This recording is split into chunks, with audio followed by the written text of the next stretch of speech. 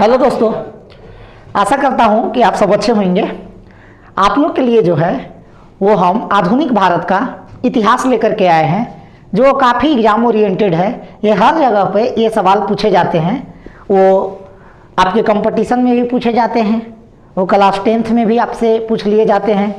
तो हम जो है आपके लिए जो है वो आधुनिक भारत में स्टार्ट करते हैं सन 1885 से। सन 1885 में सबसे पहले क्या हुआ, तो आपको हम बताएं कि सन 1885 में जो है वो कांग्रेस का स्थापना होता है, राष्ट्रीय कांग्रेस पार्टी। 1885 में जो है आपका वो कांग्रेस का स्थापना होता है। कांग्रेस का स्थापना जो होता है वो जो आपका होता है वो 1885 में होता है, ठीक है। और अगर जो बात किया जाए तो हम बता दें कि इस समय जो थे वो भारत के जो थे वो वायसराय जो हुए वो भारत के वायसराय लॉर्ड डफरिन थे। आपको याद रखना होगा कि लॉर्ड डफरिन थे। हालांकि आपको जो है वो हम धीरे धीरे पूरा तरह से याद करवा देंगे। तो 1885 में जब कांग्रेस का स्थापना हुआ तो उस समय जो थे वो स्थापना के समय जो थे भारत का वायसराय जो थे वो लॉर्ड डफरिन थे। और इनका अगर जो कांग्रेस का जो संस्थापक जो थे उनका जो नाम हुआ वो आपको हम बता दें A.O. ह्यूम। क्या हुआ? A.O. ह्यूम। A.O. ह्यूम के द्वारा कांग्रेस पार्टी का किया गया, स्थापना किया गया। कांग्रेस पार्टी का स्थापना इसलिए किया गया था ताकि भारत को जो है वो आज़ादी दिला सके सब लोग मिल करके। कांग्रेस की जब स्थापना हुआ उस समय जो थे लगभग 72 जो थे वो आदमी थे। 72 में ज़्यादातर जो आपकी बात किया जाए तो वो वकील थे। आपको ये चीज़ ध्यान में रखना चाहिए। 1885 में जो अध्यक्ष जो हुए वो हम बता दें, कांग्रेस के जो अध्यक्ष जो हुए वो जो थे, अध्यक्ष की बात किया जाए तो वो थे WC बनर्जी, ठीक है। WC बनर्जी जो थे वो 1885 में जो कांग्रेस का अध्यक्ष बने वो WC बनर्जी। इनका पूरा नाम जो है वो व्योमेश चंद्र बनर्जी। 1885 के बाद जो आता है 1886 में जो है वो प्रथम पारसी धर्म के व्यक्ति जो बने उनका नाम था वो दादा भाई नौरोजी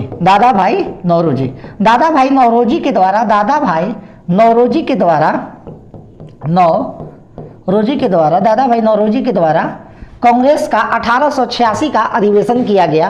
और कांग्रेस का प्रथम अधिवेशन की बात किया जाए तो ये हुआ था बम्बई में। उस समय बम्बई नाम से जाना जाता था, बाद में नाम बम्बई का चेंज होकर के मुंबई हो गया।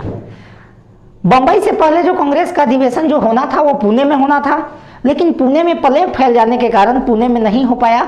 और फाइनली जो कांग्रेस का प्रथम अधिवेशन जो हुआ वो बम्बई में हुआ। और 1886 में दादा भाई नौरोजी के द्वारा जो किया गया, ये कहाँ किया गया, तो ये आपका किया गया था कोलकाता में। और 1887 की कांग्रेस की अधिवेशन की बात किया जाए तो ये जो आपको किया गया, ये किया गया आपका प्रथम मुस्लिम अध्यक्ष हुए जिनका नाम था बदरुद्दीन तैयबजी। इनका नाम था बदरुद्दीन तैयबजी के द्वारा जो है वो इसका अधिवेशन किया गया। इनका नाम लिख देते हैं बदरुद्दीन तैयबजी के द्वारा जो है ये किया जाता है। 1887 का कांग्रेस का अध्यक्ष था। और बदरुद्दीन तैयबजी जो थे वो जो किए वो मद्रास से, कहाँ से, तो आपको ध्यान में रखना है कांग्रेस का जो अधिवेशन करते हैं वो मद्रास से करते हैं। और 1800 अगर जो बात किया जाए 1888 में तो अंग्रेज व्यक्ति थे जिनका नाम था जॉर्ज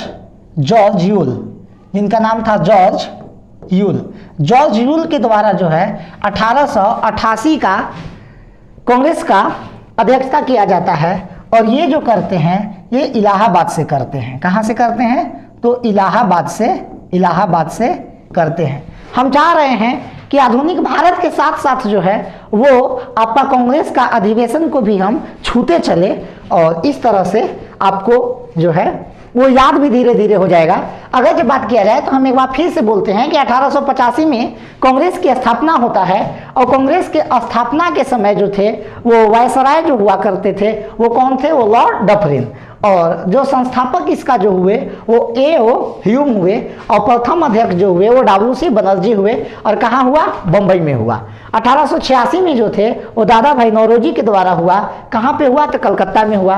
और 1887 में जो हुआ वो बदरुद्दीन तैयबजी के द्वारा हुआ, और प्रथम मुस्लिम अध्यक्ष कांग्रेस के जो थे वो बदरुद्दीन तैयबजी थे, और ये कहाँ पे करते हैं? मद्रास में करते हैं। और 1888 की बात किया जाए तो जॉर्ज यूल के द्वारा जो है वो क्या होता है कि इलाहाबाद में होता है। अब अगर जो 1888 के बाद जो है तो हम अगर जो बात करें तो आपको 1800 जो है वो 96 में ले चलते हैं। 1896 में जो है वो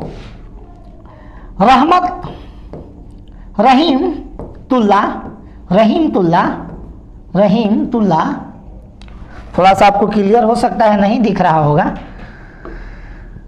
रहीमतुल्ला सयानी के द्वारा,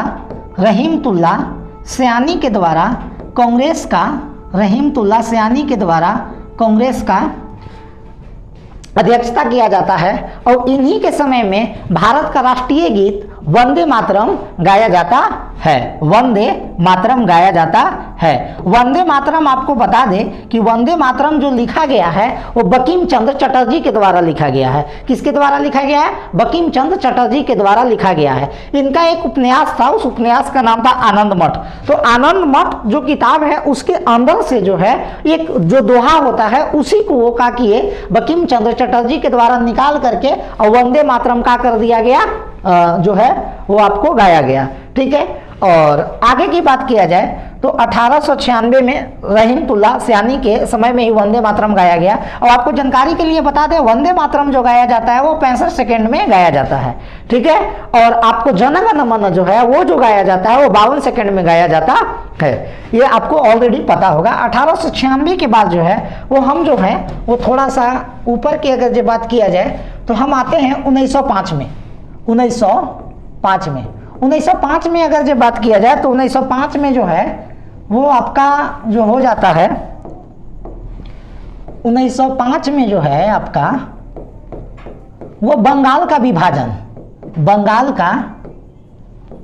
विभाजन 1905 में जो होता है बंगाल विभाजन। और उस समय जो थे वायसराय जो थे वो थे लॉर्ड कर्जन, उनका नाम था लॉर्ड कर्जन। अंग्रेज लोग जो था ना अपन नाम के आगे लॉर्ड लगा करके रखता था। लॉर्ड मैंने कहा तो भगवान होता है, अपने आप के भगवान से कम ही सब थोड़े मानता था। ठीक है। हम लोग के तो पते है का हाल करके रखा था। 1905 में बंगाल विभाजन होता है लॉर्ड कर्जन के समय। और आपको हम बता दें कि इसी समय जो था एक आंदोलन चलाया गया था, इसका नाम है स्वदेशी आंदोलन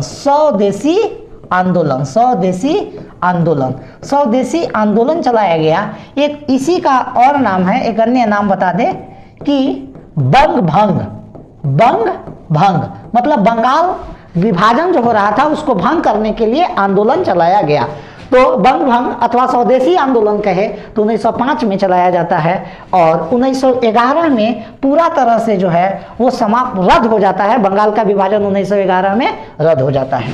1906 में बात किया जाए तो 1906 में जो है वो मुस्लिम लीग की स्थापना हो जाती है। मुस्लिम लीग का स्थापना हो जाता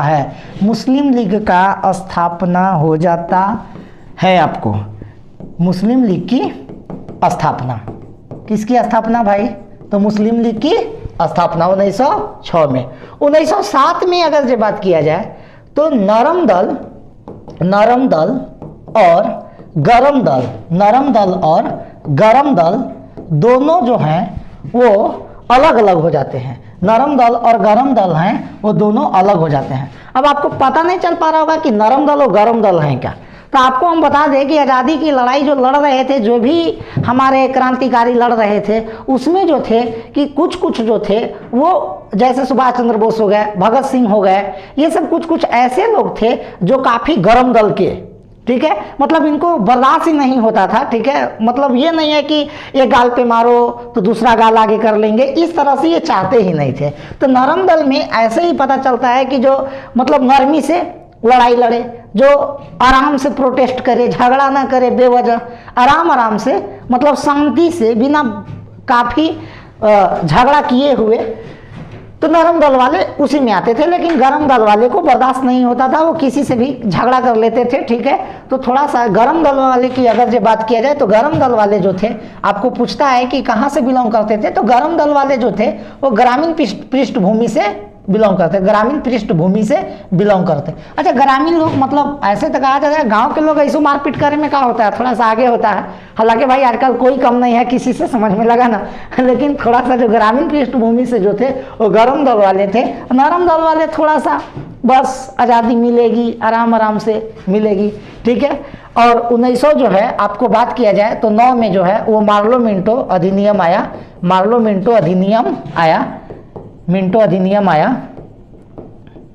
अधिनियम। और अगर ये बात किया जाए तो 1911 में जो है हम आपको बता दें कि भीषण नारायण धर के समय में जो कांग्रेस के अध्यक्षता किए थे, इन्हीं के समय में जनगण मन को गाया गया, जनगण मन को, जनगण मन गाया गया। चलिए आज जो है हम यहीं तक रहने देते हैं, फिर जो हम आप लोग से मिलते हैं अगले क्लास में। तब तक के लिए सभी को धन्यवाद।